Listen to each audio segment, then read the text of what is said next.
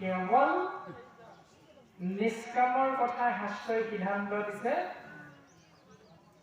ও কৃপাৰ সাগৰ দৈব কি নন্দন পুৰিও মনৰ কাম। এতিয়া নিজক সুধিব লাগে, কৃপাৰ সাগৰ বিশ্বকৰ্মা বুলি ক'লে নেকি? কৃপাৰ সাগৰ দুৰ্গা বুলি ক'লে নেকি? কৃপাৰ সাগৰ সৰস্বতী বুলি ক'লো নেকি? নাই কোৱা নহয়। কৃপাৰ সাগৰ দৈৱকী নন্দন, নাম কি? কৃষ্ণ বুলি কৈছে। এতিয়া কৃপাৰ সাগৰজনৰ ওচৰত কৃপা বিচাৰিম নে কৃপাৰ সাগৰ নোহোৱাজনৰ ওচৰত আপুনি গৈ কৃপা বিচাৰিম? কৃপাৰ সাগৰজনৰ ওচৰতে বিচাৰিম। সেইখিনিলৈকে ঠিকে আছে। কৃপাৰ সাগৰ দৈৱকী নন্দন পুৰিও মনৰ কাম। প্ৰভু, আমাৰ মনৰ এটা কামনা আছে নহয়, তুমি পূৰণ কৰি দিবানে? কিয়নো তুমিহে কৃপাৰ সাগৰ, গতিকে তুমিহে আমাৰ মনৰ কামনা পূৰণ কৰিব পাৰিবা। এই বুলি ভবাৰ পাছতো যদি ৰঙা কাপোৰেৰে মেৰিয়াই থোৱা বৰগছ এজোপাৰ তলত গৈ বন্তি বা ধূপ জ্বলাই যদি কৃপাৰ সাগৰ দৈৱকী নন্দন গাই থাকো, তেতিয়াহ'লে উত্তৰ ওলাব নেকি? নোলায়। তাৰমানে শাস্ত্ৰৰ বিপৰীত কৰ্ম এটা আমি কৰি আছো। গতিকে আমাৰ কৃপা কেতিয়াও নহয়, আমাৰ মংগল কেতিয়াও নহয়। এয়া শাস্ত্ৰৰ সিদ্ধান্ত। তাৰ পাছত আমাৰ মনৰ কামনাটো প্ৰকাশ কৰি দিলো সকলোৱে। কি বুলি? ভকতৰ সংগ সদা নগুচুক মুখে তোৱা গুণ নাম। এতিয়া ভকতৰ সংগ সদা নগুচুক মানে এসপ্তাহত কেইটা বাৰ থাকে? 7টা বাৰ থাকে। 7টা বাৰৰ প্ৰত্যেক দিনাৰ কথাকে আমি পোৱা নাই নে মুখেৰে? সদা নগুচুক মানে আজি সোমবাৰে নালাগে, মংগলবাৰেহে লাগে, এই বুলিতো আমি নাই কোৱা। ভগৱন্তৰ চৰণত সদা নগুচুক প্ৰভু, প্ৰত্যেক দিনাই যাতে তোমাৰ ভকতৰ সংগৰ পৰা মই আঁতৰত থাকিব লগা নহয়, এই বুলিহে আমি ভাৱনাটো প্ৰকাশ কৰি দিলো। তাৰ পাছত আমাৰ 365 দিনে এবছৰ 12টা মাহ। নামঘৰলৈ আমি বেছিকে কোনটো মাহত যাওঁ? ভাদ মাহত। তাৰপাছত বাকী 11 মাহ নামঘৰত একদম বন গজি চৌহদটো গোটেই খালী নিচিনা হৈ থাকে। চাবচোন, তেতিয়াহ'লে আমি মনৰ কামনাটো প্ৰকাশ কৰি দিছিলো ভগৱন্তৰ চৰণ পংকজত। ভকতৰ সংগ ভাদ মাহত নুগুচুক বুলিহে ক'ব লাগিছিলে, এতিয়া কৈ দিলো সদা নুগুচুক। তেতিয়াহ'লে তাৰমানে বিপৰীত হৈ গ'ল আমাৰ গোটেই বিষয়খিনি। গতিকে ভকতৰ সংগ সদা নুগুচুক, আৰু মুখে কি? বিশ্বকৰ্মা নাম নেকি? মুখে কৃষ্ণৰ বাহিৰে অন্য দেৱতাৰ নামটো নহয়, মুখে কেৱল তোৱা গুণ নাম যাতে মই উচ্চাৰণ কৰিব পাৰো। মোক এই কৃপা তুমি মোক কৰা হে প্ৰভু, এই বুলিহে আমি সেৱা জনাইছো। সেয়া হ'ল নিষ্কাম ভক্তি। কাৰণ ভকতৰ সংগ বিচাৰিছো কেৱল তোমাৰ, আৰু মুখেৰে উচ্চাৰণ কৰিব বিচাৰিছো কেৱল তোমাৰ নাম। এতিয়া ভকতৰ সংগটো আমি বাদ দি তোমাৰ নামটো চিন্তা কৰিম, মিলি আছে নে নাই? এই নামে যিটো বাক্যে নাই নাম কৃষ্ণৰ চৰিত্ৰ, উচ্ছিষ্ট গৰ্তটো কৰি সি অপবিত্ৰ। এতিয়া সুধিব লাগে নিজক, যিটো বাক্যে নাই নাম কৃষ্ণৰ চৰিত্ৰ। আমি ৰাতিপুৱা শুই উঠিলো, পুনৰ ৰাতি 9 বজাত বা 10 বজাত আমি গধূলি বিচনাত পৰিলো। এই সমস্তখিনি সময় 24 ঘণ্টাৰ কমকেও 15 ঘণ্টা সময় আমি কিমানজনক লগ পাইছো, কথা পাতিছো। এই কথোপকথনখিনিৰ মাজত, বাক্যৰ মাজত যিটো বাক্যে নাই, কি নাই? নাম। কাৰ নাম? কৃষ্ণৰ নাম। সেই বাক্যখিনি কি বুলি ক'লে? উচ্ছিষ্ট গৰ্তটো কৰি সি অপবিত্ৰ। যিবিলাক বাক্য আপুনি উচ্চাৰণ কৰোঁতে কৃষ্ণ নাম নাই, সেই বাক্যবিলাক উচ্ছিষ্ট গৰ্তটো কৰি অপবিত্ৰ। অপবিত্ৰ মানে লেতেৰা, উচ্ছিষ্ট মানে আপুনি মই খাই এৰি থৈ অহা সেই দ্ৰব্যখিনি মানে চোৱা। গৰ্ত মানে গাঁত, অৰ্থাৎ য'ত আপুনি মই এৰেহাখিনি পেলাই দিম সেই জেগাডোখৰ নাম কি চোৱাপাতলি। চোৱাপাতলিলে কেইবাৰ যাওঁ দিনটো? এবাৰ মানে যাওঁ, অকল সেইখিনি দ্ৰব্যখিনি পেলাবলৈহে যাওঁ, তাৰ বাহিৰতো নাযাওঁ। তাকো আঁতৰৰ পৰা পেলাওঁ, যিজনে নিজৰ কাপোৰ কানি চিটিকনি কৰে, আকৌ গা ধুব লাগিব নহয়। গতিকে সাৱধানে আঁতৰৰ পৰা আমি দলি মাৰিব। এতিয়া সেই চোৱাপাতলিতকৈও লেতেৰা বুলি কৈছে কোনখিনি? আপুনি মই উচ্চাৰণ কৰা বাক্যখিনি য'ত কৃষ্ণ নাম নাই। এতিয়া নিজৰ সেইকাৰণে সুধিব লাগিব যে ৰাতিপুৱা শুই উঠাৰ পৰা ৰাতি বিচনাত পৰালৈকে কৃষ্ণ নাম থকা বাক্য কিমান উচ্চাৰণ কৰিছো আৰু নথকা বাক্য কিমান উচ্চাৰণ কৰিছো, এইখিনি শাস্ত্ৰই সুন্দৰভাৱে প্ৰকাশ কৰিছে। যিটো বাক্যে আচৈ গুণ নাম মাধৱৰ, যি বাক্যত কৃষ্ণ নাম প্ৰকাশমান হৈ আছে, সেই বাক্যে হৰৈ পাপ জনসমূহৰ, সেই বাক্যৰ দ্বাৰাহে জীৱৰ কল্যাণ হয়। এতিয়া আমি সেইকাৰণে সমাজ, আমি কোনোবা শ্ৰীমন্ত শংকৰদেৱ সংঘ, কোনোবা একশৰণ হৰিনাম ধৰ্মৰ, কোনোবা ভাগৱতী সমাজৰ, কোনোবা সত্ৰ মহাসভা সমাজৰ, কোনোবা নাম সমাজৰ, আদি আদি বেলেগ বেলেগ ধৰ্মৰ, আমি প্ৰত্যেকেই একোখন সমাজৰ অন্তৰ্ভুক্তি। এইটো আমাৰ ডাঙৰ কথা নহয় কোন সমাজৰ আমি কেনেধৰণে সেৱা আগবঢ়াই আছো, কিন্তু শাস্ত্ৰৰ নীতি নিৰ্দেশনা আমাৰ নিজৰ লগত মিলিছে নাই। তাৰমানে আমি শাস্ত্ৰৰ নীতি নিৰ্দেশনাৰ মতে চলিছো নে নাই, এইটোহে সুধিব লাগে। একে এষাৰে আমি বুজি পাওঁ এনেধৰণে, বোলে শ্ৰীমন্ত শংকৰদেৱ সংঘ অনুষ্ঠানৰ ভকত যদি হৈ যাব পাৰো, বোলে ভগৱন্ত পুৰুষে পোনে পোনে জখলাবলত বৈকুণ্ঠলৈ লৈ যাব, এই বুলি আকৌ কতো নাই কোৱা। বোলে কেৱল আমি একশৰণ হৰিনাম ধৰ্ম সমাজত সোমাই ল'ব যদি পাৰিলো কেনেবাকে, বোলে বৈকুণ্ঠলৈ ভগৱন্তৰ জখলাডালত পোনে পোনে লৈ যাব, এই বুলি নাই কোৱা। প্ৰমাণটো আপোনালোকে বা আমি সকলোৱে বাস্তৱ চিন্তাও কৰিব পাৰে। ধৰি লওক আমি একোজন শিক্ষক, আমিতো ইয়াত শিক্ষক চাকৰি কৰি থকা ভকত বৈষ্ণৱ নিশ্চয় উপস্থিত হৈ আছো আজি অনুষ্ঠান থাকি। গতিকে শিক্ষক হিচাপে যেতিয়া আমি এটা শ্ৰেণী কোঠাত ছাত্ৰ ছাত্ৰীক পঢ়াই থাকিম, পাঠদান দি থাকিম, সেই পাঠদান দি থাকোঁতে আমাৰ শ্ৰেণী কোঠাত গগৈ পাঢ়ীও আছে, শইকীয়া আছে, বৰগোহাঁই, বৰা, মহন্ত, গোস্বামী বা দেৱী, এনেধৰণৰ পাঢ়ীও ছাত্ৰ ছাত্ৰী আছে। আমি মহন্ত বা গোস্বামী লিখা সেই ছাত্ৰ বা ছাত্ৰীগৰাকী হাতে পাছে 12ৰ ঠাইত যদি অংকটো 13 লিখি থৈ আহে, আপুনি মই মহন্ত হ'ল বুলি তাক 5 নম্বৰ দি দিম নেকি? নিদিওঁ নহয়, কেতিয়াও নিদিওঁ 5 নম্বৰটো। মহন্ত হ'ব পাৰে উপাধিটো, এতেকে বুলি উত্তৰটো হাতে পাছে 12 আছিল, কিন্তু লিখি দিলে 13, দি দিম নেকি মৰম চেনেহত? কেতিয়াও নিদিওঁ। গতিকে ভগৱন্তৰ ভক্তি পঢ়াশালীখনৰো নীতি নিয়ম তেনেকুৱা। গতিকে ব্ৰাহ্মণে নাৰাখে গাই, যোগীয়ে নেমাৰে ভাই, ভকতে নেখায় মদ, বোলে তিনিও নাপায় বৈকুণ্ঠ পদ। বোলে বাপ সেইকাৰণে আমাৰ ফালে এটুপি এটুপি ধৰা ব্যৱস্থাটো আছে। কাৰণ ভকতে নেখায় মদ, ভকতে মদ খাব নোৱাৰিলে বৈকুণ্ঠলৈ যাব নোৱাৰে। ভকতে মদ খাব লাগিব নহ'লে, তেতিয়াহে বৈকুণ্ঠৰ পদ এটা পাব। এইটোহে উত্তৰ। এতিয়া আমাৰ বিশ্লেষণ কেনেকুৱা হয় বোলে বাপ সেইকাৰণে আমি এটুপি এটুপি ধৰো। এতিয়া সৰ্বপ্ৰথমে যে কোৱা হ'ল শ্ৰীমদ মানে, মদ মানে অহংকাৰ। ভকতে নেখায় মদ, নাপায় বৈকুণ্ঠ পদ। মদ নেখালে বৈকুণ্ঠলৈ যাবলৈ, মদ খালেহে বৈকুণ্ঠলৈ যাব পাৰিব। তাৰমানে ভকতৰ অহংকাৰ নাথাকিব লাগিব, এইটোহে কৈ আছে। আমি ভকত 3 বছৰ ল'লেই জানে ভকত নাপায়, আমি সকলোৱে শুনিছো। মোবাইলতো শুনো, মাইক্ৰফোনতো আমি শুনিয়ে থাকো, ডাঙৰ ডাঙৰকে লগাই থাকে।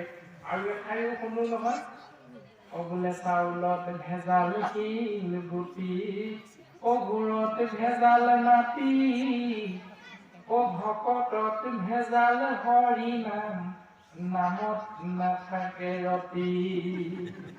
এতিয়া আমাৰ ভকতৰ ভেজাল হৈছে সেইটো, নামত ৰতিটো নাথাকে। বোলে বুজনিটো ভজনীটো কিমান দিলে অৰিহণা, এই অৰিহণাটোকে চকু আনা বোলে আমুকৰ ঘৰত সেইদিনা অনুষ্ঠান বৰ সুন্দৰ হ'ল দেই, 100কে পৰিলে ভকত বোলে আমুকৰ ঘৰত নাই অকল 11 টকামান 12 পৰিলে। এইটো হ'ল ভকতৰ ভেজাল বুলি কৈছে। আৰু 2 নম্বৰ ভকতৰ ভেজালটো হ'ল যে আজি অনুষ্ঠান ভাগি বৈকুণ্ঠৰ পৰম মংগল নামশাৰী পৰিচালনা কৰিবৰ বাবে বা আঁত ধৰিবৰ বাবে বোলে শইকীয়াবাকৰ নামটো প্ৰস্তাৱ কৰা হৈছে। এই বুলি কোৱাৰ লগে লগে কি কৰে, বাকী বৰুৱা আৰু বৰাগতে হেৰা সেইটোতো শইকীয়াবাকৰ দি এটা খোজ মাৰি দিলে লাগে। ইমান ভুলকে গাই সুৰ সংসাৰো ভাল নহছিলে, তোমাকো দিব পাৰিলে দিলে খোজ এটা মাৰি তাকে জানো পাই এই সকলো দিয়া অকণমান বাহিৰৰ পৰা লাহেকে কৃষ্ণ বা সমস্ত অকণমান বাহিৰৰ পৰা আহো দেই। এজন বাহিৰলৈ গ'ল, ইজনে দেখিলে জাতিজন গ'ল, কাৰণ খোজটো মাৰি থৈ গ'ল ন, তেওঁ বাহিৰলৈ গ'ল, গৈ মেলি নকওঁ আৰু সেইকাৰণে আজিকালি নামলৈ অহাটো বাদ দিলো, অকল এইবোৰ কাৰণতে নামলৈ নহা। তাৰমানে নামৰ মূল বিষয়বস্তু আছে কৰবাত, আৰু আমি নীতি নিয়মৰ মাধ্যমেৰে নিজক আমি চলাই আছো কৰবাত। গতিকে ভকতত ভেজাল হৰিনাম নামত নাথাকে ৰতি। এতিয়া আমি শাস্ত্ৰৰ নীতি নিৰ্দেশনা মতে ইয়াত সিদ্ধান্ত দিলে যে নিষ্কামে ধৰিয়া চিত্ত। এতিয়া আমি নিষ্কাম কৰিছো যে সকাম কৰিছো, তাৰমানে পিতৃ মাতৃ সংসাৰত আছে থাকোঁতে আমি ভকতৰ এভাগ সেৱা, ভগৱন্তৰ নাম শ্ৰৱণ মহাভক্তি পালন কৰিবৰ বাবে ইচ্ছা কৰিলো, ভকতৰ পদ্মমুখ হন্তে। এইখিনিলৈকে নিষ্কাম ঠিকেই আছে। কিন্তু যে আমাৰ পিতৃ মাতৃ পৰলোকগামী হ'ল, পৰলোকগামী হোৱাৰ লগে লগে যদি আমি ভাবো যে বছৰেকৰ মূৰত বোলে মাঘৰ মাহৰ বা পুহ মাহৰ 7 তাৰিখে আমাৰ পিতৃ পৰলোকগামী হৈছে, প্ৰত্যেক বছৰে বছৰে এই পুহ মাহৰ 7 তাৰিখত যদি ভকতৰ সেৱা এভাগ অনুষ্ঠান পিতৃ বছৰিকীয়া কৰ্ম বুলি কৰি থাকো, এইটো আকৌ সকাম, এইটো আকৌ সকাম কৰ্ম। এতিয়া শাস্ত্ৰই ক'লে নিষ্কামে ধৰিয়া চিত্ত। সেইকাৰণে আমি নিজক সুধিব লাগে যে আমি নিষ্কাম কৰ্ম বছৰেকৰ মূৰত কৰিছো নে আমি সকাম কৰ্ম কৰিছো। যদি আমি সকাম কৰ্ম কৰিছো, সকাম কৰ্মত জীৱৰ গতি নাই, নিষ্কাম কৰ্মতহে জীৱৰ গতি। তাৰমানে পিতৃ মাতৃও আছে, নাতি পুতিও আছে, পু বোৱাৰীও আছে, সকলো একেলগে আছো, কোনো বৈকুণ্ঠলৈ নাই যোৱা আমাৰ গৃহৰ মধ্যে। তেতিয়া আমি ভকতৰ নাম সেৱা এভাগ অনুষ্ঠান কৰিছো, ই হ'ল নিষ্কাম। কিন্তু তাতো আকৌ যদি উদ্দেশ্য থাকি যায়, অকণমান আগতে কৈ অহা সেই উদ্দেশ্যখিনি থাকিব, তাতো নালাগিব বুলি কৈছে, তাতহে নিষ্কাম বুলি কৈছে। ৰাখিলাহা কৰ্ম কাণ্ড অজ্ঞানীৰ পদে বুলি কৈছে। কৰ্মকাণ্ড মাৰ্গটো অজ্ঞানীসকলৰ কাৰণেহে শাস্ত্ৰই সিদ্ধান্ত দিছে। এতিয়া আমি নিজক সুধিব লাগে, আমি জ্ঞানী নে অজ্ঞানী? যদি আমি জ্ঞানী বুলি ভাবি আছো, তেতিয়াহ'লে অজ্ঞানী কৰ্মটো কেলৈ কৰিম? কাৰণ কৰ্মকাণ্ড মাৰ্গটো হ'ল অজ্ঞানীৰ কাৰণে ৰাখিছে। আমি যদি জ্ঞানী বুলি বুজি পালো, বুজি পোৱাৰ পাছত আমি অজ্ঞানী কৰ্ম কেতিয়াও কৰিব নালাগে। এতিয়া অজ্ঞানী কৰ্ম কৰাৰ কাৰণে সেহিহে কৰ্মিক নগুছে কৰ্ম আপদে।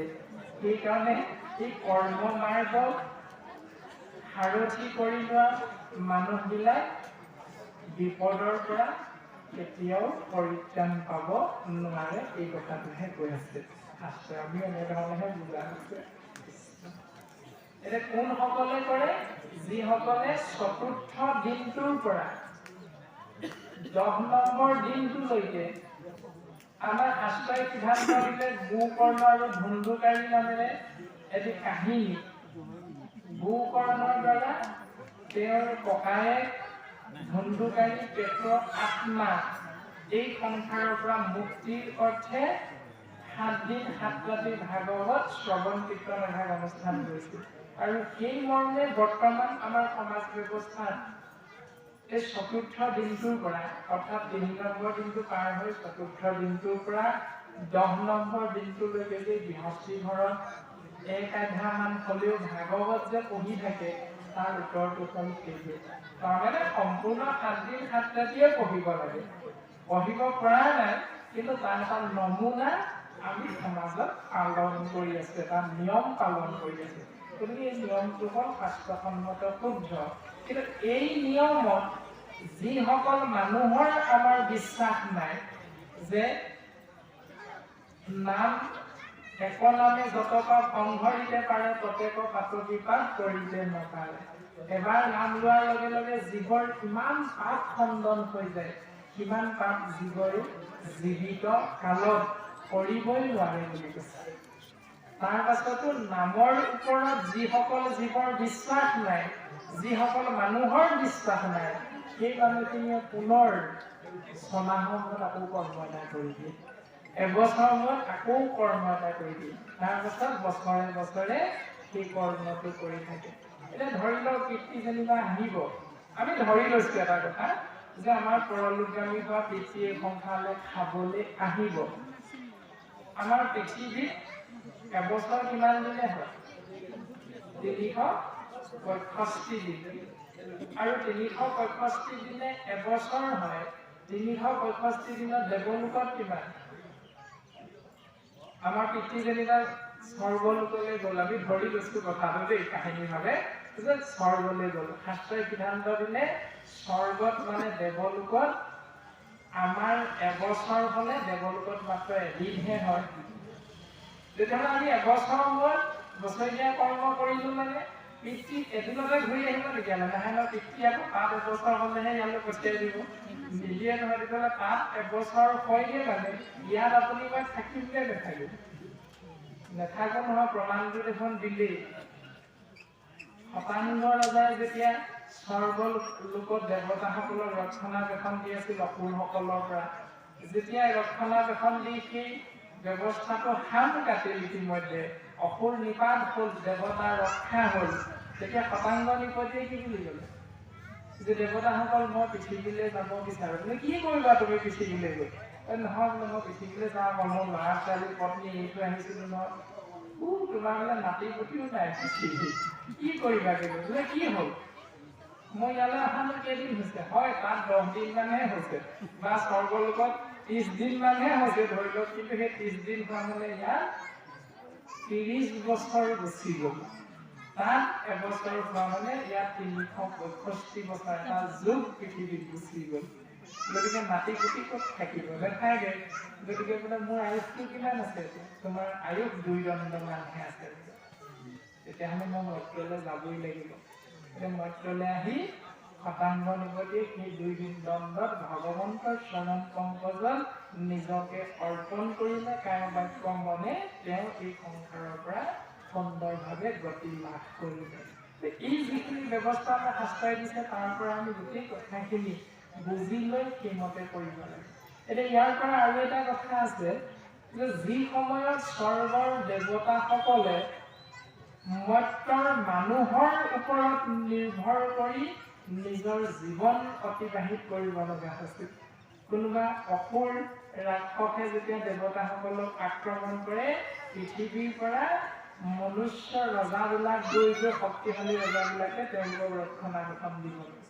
সেই সময়ত শাস্ত্ৰই আমাক এইটো সিদ্ধান্ত দিছে, যেনে শতাংগ নিপতি, তাৰপাছতে দশৰথ ৰজাই গৈ পানি দেৱৰাজ ইন্দ্ৰকো পৰাস্ত কৰিছিল, কৰি আকৌ শনিকো পৰাস্ত কৰিছিল। শনিৰ কুপদৃষ্টিৰ ফলত দশৰথৰ ৰাজ্যত বহু বছৰলৈকে বৃষ্টিপাত হোৱা নাছিল, কিন্তু যেতিয়া শনিয়ে পৰাস্ত হ'ল, দশৰথৰ লগত যুদ্ধত পৰাস্ত হোৱাৰ পাছত তেওঁ পুনৰ সেইটো মানি লৈছিল যে হ'ব, চিন্তা কৰিব নালাগে, আমি তোমাৰ ৰাজ্যৰ ফালে বাৰু কুদৃষ্টি প্ৰদান নকৰোঁ। আদি যিখিনি শাস্ত্ৰৰ সিদ্ধান্ত, তাৰ পৰা আমি কি বুজি পাওঁ? যে দেৱতাতকৈ মনুষ্য শ্ৰেষ্ঠ। তাৰপিছত কলিযুগ নহয় জানো? এতিয়া কলিযুগত আপুনি মই কি কৰি আছো? ওম গণেশায় নমঃ, ওম বিশ্বকৰ্মায় নমঃ আদি কৰি সেই ক্ষুদ্ৰ ক্ষুদ্ৰ দেৱতাসকলৰ পৰা আমি মংগল বিচাৰি আছো। তাৰমানে শাস্ত্ৰৰ লগত মিলিছে নাই? যি সময়ত আমাৰ পূৰ্বপুৰুষসকলে দেৱতাসকলক সহায় কৰিছিল, আৰু সেই পূৰ্বপুৰুষসকলৰ গৌৰৱ গৰিমা আপুনি মই নৎসাত কৰি আজি সেই দেৱতাসকলৰ ওচৰত আমি জীৱন ভিক্ষা মাগি আছোঁ। চাওকচোন বাৰু শাস্ত্ৰৰ লগত আমাৰ কিমান এটা উলোটা প্ৰক্ৰিয়াৰ মাধ্যমেৰে আমি নিজৰ জীৱন অতিবাহিত কৰি আছোঁ। গতিকে আমাৰ মংগল হ'ব নে নহয় আমি এনেধৰণে বুজিবলৈ চেষ্টা কৰিব লাগিব। ৰাম ভাৰ্যা পুত্ৰ ধন হৰিৰ স্বজন ৰাজ্য আদি অনুযত সবাৰো মমত এৰিয়া সুকত উচিলা ঈশ্বৰত এতিয়া পৰীক্ষিতে কি কৰিলে? একান্ত যতনে নিষ্কামভাৱে ভগৱন্তৰ চৰণত শৰণাপন্ন হ'ল। তেওঁ তাৰ কাৰণে ত্যাগ কৰিলে কি কি? ভাৰ্যা পুত্ৰ ধন হৰিৰ আৰু স্বজন মানে আত্মীয় স্বজনৰ কথা কৈছে। ৰাজ্য আদি অনুযত আদি সকলোবিলাক পৰীক্ষিতে ত্যাগ কৰিলে। সবাৰো মমত মানে তেওঁলোকৰ প্ৰতি যি মৰম চেনেহ ভাতৃত্ববোধ যি লোভ এইবিলাক আছিল ৰাজ্য ধনৰ প্ৰতি, এই সমস্ত বিষয় তেওঁ ত্যাগ কৰিলে। বিষয় ত্যাগ কৰি কি কৰিলে? এৰিয়া সুকত উচিলা সুধিলে। কি সুধিলে? ঈশ্বৰ তত্ত্ব। ঈশ্বৰ তত্ত্ব কথাই সুধিলে। এতিয়া আমি ভকতৰ সংগলৈ গৈ কি কৰোঁ? বোলে গাহৰি কিমান পালা? আঘোণ না যদি অনুষ্ঠান এভাগ হয় বা বোলে খেতি বাতি কেনেকুৱা হৈছে, ভালেই হৈছেনে? আমি কোনে বিষয়ী মানুহ যেতিয়া বিষয়ৰ মাজলৈ সোমাই যাওঁ। শাস্ত্ৰই কি বুলি ক'লে? পৰীক্ষিত মৃত্যু পথৰ যাত্ৰী, আৰু আমিও প্ৰত্যেকজনে একোজন মৃত্যু পথৰ যাত্ৰী। আমিও এদিন মৰিম। পৰীক্ষিতো মৰিলে আমিও মৰিম। গতিকে আমি যেতিয়া মৰিম, পৰীক্ষিতো যেতিয়া মৰিলে, পৰীক্ষিতে মৃত্যুৰ আগত কি ত্যাগ কৰিছে? ধন জন পুত্ৰ ভাৰ্যা এইবিলাকৰ মমতা, এইবিলাকৰ মৰম চেনেহ তেওঁ ত্যাগ কৰিছিল। ত্যাগ কৰি শোকগুৰু চৰণ পংকজত কেৱল কি বুজিছিল? ঈশ্বৰৰ বিষয়েহে বুজিছিল। এতিয়া তেওঁ বিষয়বিলাক ত্যাগ কৰি ঈশ্বৰৰ বিষয়ৰ প্ৰতি মন আকৃষ্ট হৈ গ'ল। এতিয়া আপুনি মই ঈশ্বৰৰ বিষয়ৰ ওচৰলৈ আহি কেৱল আকৌ খোৱা বোৱা এই বিষয়টোৰ প্ৰতি আপুনি মই বেছিকৈ আকৃষ্ট হৈ যাওঁ। এতিয়া সেইখিনিতে আমাৰ গন্ধগোলটো আছে। আমি কৃষ্ণ নাম শুনিবলৈও আহিলোঁ, কীৰ্তন কৰিবলৈও আহিলোঁ। এতিয়া আমাৰ নিজৰে চিন্তা এটা চাব, মানে আমাৰ ফালে যদি আপোনালোকে আঙুলিটো টোৱাই দিয়ে, আমি ইয়াৰ পৰা গুচি যাম কালিলৈ ৰাতিপুৱা। গুচি যোৱাৰ লগে লগে যদি উদ্যোক্তা মণ্ডলীয়ে যাবৰ সময়ত কিবা এটা দি নপঠায়, তেতিয়াহ'লে আমি কি বুলি কওঁ? বোলে ইমান আদৰ শুশ্ৰূষা কৰিলে আহিব সময় দিহে দিলে। তাৰমানে মনুষ্য হিচাপে আমাক যিমানেই নিদিয়ক কিয় কেৱল আৰু লাগেহে লাগে। আমি কেতিয়াও সন্তুষ্ট নহওঁ। এইটোৱে হ'ল আমাৰ অপৰাধ। আমি যি পাইছোঁ তাত কেতিয়াও সন্তুষ্ট হ'ব নিবিচাৰোঁ। কেৱল আমাক লাগে লাগে আৰু লাগেহে। সবাৰো মমত এৰিয়া সুকত উচিলা ঈশ্বৰৰ তত্ত্ব। এতিয়া পৰিস্থিতি ঈশ্বৰৰ তত্ত্বৰ বিষয়ে বুজিছে। সেই সূত্ৰকে সাৰোগত কৰি আমিও গুৰুজনাৰ চৰণ পংকজত যেতিয়া শৰণ গ্ৰহণ কৰিলোঁ, তেতিয়া আমি কি বুলি ক'লো? সত্য সত্য কৰি আমি 12 সত্য খাই গুৰুজনাৰ চৰণ পংকজত বা ভকতৰ চৰণ পংকজত আমি সেৱা কেনেকে কৰিলোঁ? দণ্ডৱতে সেৱা কৰিলোঁ। এতিয়া দণ্ডৱতে সেৱা কৰা মানে কি? আপোনালোকে আমনি পালে কৈ দিব, আমি সেই মুহূৰ্ততে ৰেডি।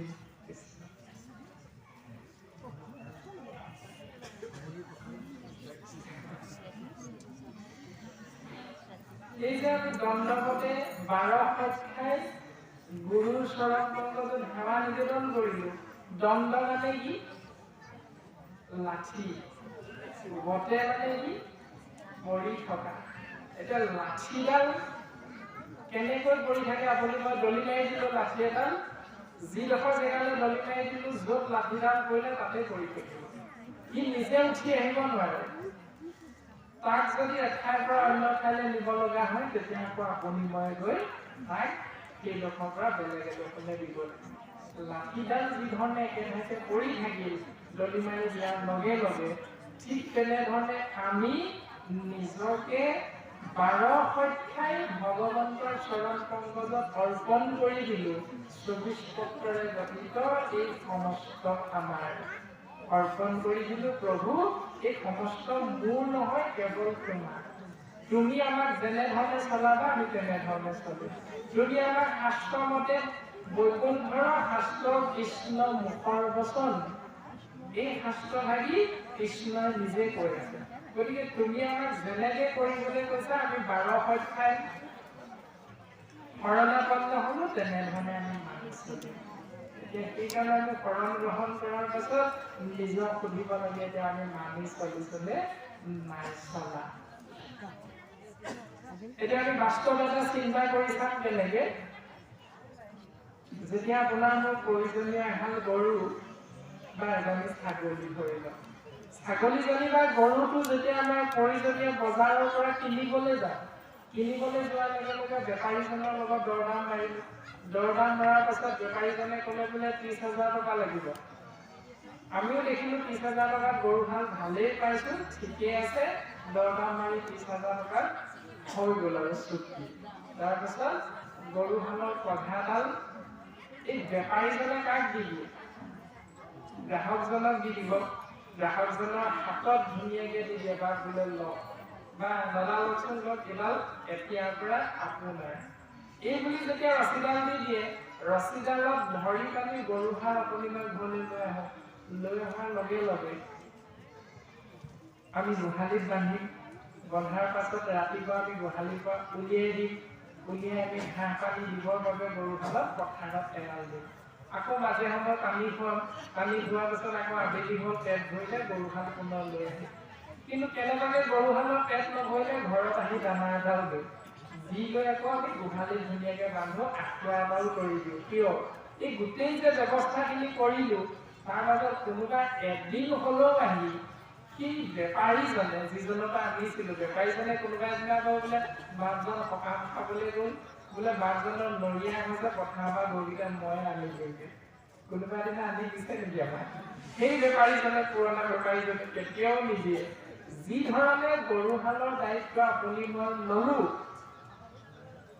গৰুহালৰ সমস্ত ভৰণ পোষণৰ দায়িত্ব যি ধৰণে আমি ল'লো, যিদিনা গৰুহালৰ পঘাডাল ইজনে বেপাৰীজনে আমাক সমজাই দিছিল, সেইটো হ'ল শৰণৰ ব্যৱস্থা। যে ঈশ্বৰক যিদিনা আপুনি মই আমাৰ এই সমস্ত অৰ্পণ কৰি দিম 12 সত্য খাই দণ্ডৱতে, সেইদিনাৰ পৰা সমস্ত দায়িত্ব আমাৰ ঈশ্বৰে লৈ থাকে। ঈশ্বৰে সেইমতে আমাক লৈছে। অহাৰ পাছত আমাৰ অপৰাধটো হ'ল কি? নিজে দায়িত্ব লৈ থাকোঁ। অপৰাধটো সেইটোৱেই। ঈশ্বৰৰ ওচৰত শৰণ ল'লো, কিন্তু শৰণ লোৱাৰ পিছত দায়িত্বটো আমি নিজেই পালন কৰিবলৈ বিচাৰোঁ। মুখেৰে অৰ্থাৎ বচনে কেৱল মাত্ৰ হৰিত শৰণ লয়, চিত্তে আনক দেৱক ভজয়। জানি বাহা কদাচিতো সিদ্ধি সিটো নলভয়, হৰি তাৰ সন্তোষ নহয় বুলিহে কৈছে। হৰি তাৰ সন্তোষ হয় বুলি কোৱাৰ লগে লগে মিলি গ'লহেঁতেন, আমাৰ মংগলটো মিলি গ'লহেঁতেন জীৱন। কিন্তু এতিয়া শাস্ত্ৰই ক'লে হৰি তাৰ যিজনৰ মানে হৰি সন্তোষ নহয়, মানে হৰিয়ে সেইজনক ভাল নাপায় বুলি কৈছে। কোনজন? যিজনে কেৱল গোপাল গোবিন্দ যদুনন্দন কৃষ্ণৰ চৰণে লৈলো শৰণ। গোপাল গোবিন্দ যদুনন্দন কৃষ্ণৰ চৰণে লৈলো শৰণ। গোপাল গোবিন্দ কাৰ নাম? দৈৱকীনন্দন কৃষ্ণৰ নাম। সেইজনে কৃষ্ণৰ চৰণ পংকজত আমি শৰণাপন্ন হ'লো। বৰতালযোৰ লৈ বজাই আছো, বচনে কেৱল মাত্ৰ কৰি শৰণ লয়। চিত্তে আন দেৱক ভজয় বোলে বিশ্বকৰ্মা পূজা 3-4খনমান গাড়ী আছে। অনুষ্ঠানভাগ পাতিলে এজনে বাপ বোলে নাম প্ৰসংগ ভাগ আমাৰ ঘৰত কৰিব লাগিব, কোনদিনা বোলে বিশ্বকৰ্মাৰ দিনা হ'ব। কিন্তু মানুহক অকণমান দিব লাগিব, জানি খাই নহয় আজিকালি বোলে হ'ব যি বিচাৰে আপোনাক তাকে দিম। সন্মুখত বিশ্বকৰ্মা মূৰ্তি, সন্মুখত বিশ্বকৰ্মা ফটো আৰু গাই আছো গোপাল গোবিন্দ জগনন্দন। গাব লাগিছিল বিশ্বকৰ্মা স্বামীয়ে ললো শৰণ, তেতিয়াহে মিলিলেহেঁতেন পৰিৱেশটো লগত। বচনে কেৱল মাত্ৰ হৰি শৰণ লয়, বচনে হৰিতে শৰণ লয়, তোমাৰ স্বামীয়ে ললো শৰণ, কিন্তু চিত্ৰে আন দেৱতাক ভজনা কৰিছে। আৰু সেৱকীজনে শেষত কি ক'লে? বোলে সেৱকী সেৱা বা আহিব লাগে কৃষ্ণৰ বোলে আগাৰী ভিতৰত আলহী এজনক চাহ দি আছে, অকণমান সময় আহিলে 2 মিনিট মানৰ পাছত আইগৰাকী ল'ৰা ছোৱালীৰ সৈতে সেৱা কৰিবলৈ ঘোষাগৰাকী মই দুৰাচাৰ কেৱলে তোমাৰ অপৰাধী নাৰায়ণ কিয়মিও কহৰি লৈউদাস কৰি অখিলো হেৰা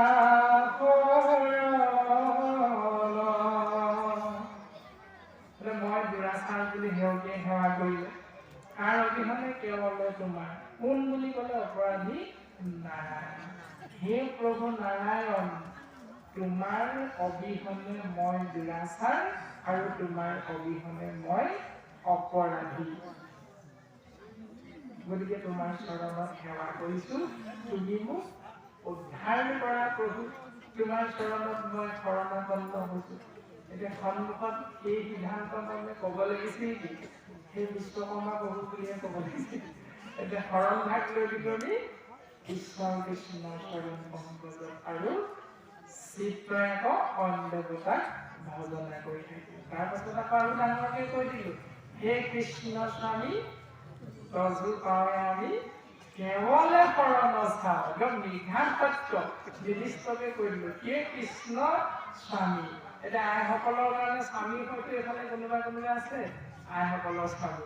এতিয়া বাসকলে আমি কি কৰো, স্বামী ৰাম নেৰো আমাৰ চৰণত তোমাৰ। আইসকলৰ স্বামী যদি আমাৰ প্ৰভুজনা হয়, এগৰাকী আইৰ স্বামী যদি প্ৰভুজনা হয়, প্ৰভুজনাই যেতিয়া বৰতালটো লৈ স্বামী ৰাম বুলি ক'ব, তেতিয়াহ'লে প্ৰভুজনাৰ স্বামী গ'ল, সেই কৃষ্ণ স্বামী নহয় জানো? সেই কৃষ্ণ স্বামী তজু পাৱে আমি, তুমিহে প্ৰভু আমাৰ স্বামী, নামটো কৰিলো কৃষ্ণ। কেৱলে শৰণ চাওঁ, কেৱল তোমাৰ চৰণ পংকজহে আমি শৰণ গ্ৰহণ কৰিছো। এতিয়া তাৰ বিপৰীত কৰ্মটো কৰিলো নে সেইমতে আমি মানি চলিছো? নিজক সুধিলে শাস্ত্ৰসন্মত সকলোখিনি কথা জল জল পটপটকে ছবিখন ওলাই পৰিব। এতিয়া আমি সেইকাৰণে নিজক ভাল ধৰণে বিশ্লেষণ কৰিব লাগিব যে আমাৰ শাস্ত্ৰৰ লগত আমাৰ নীতি নিয়ম মিলি আছে নে নাই।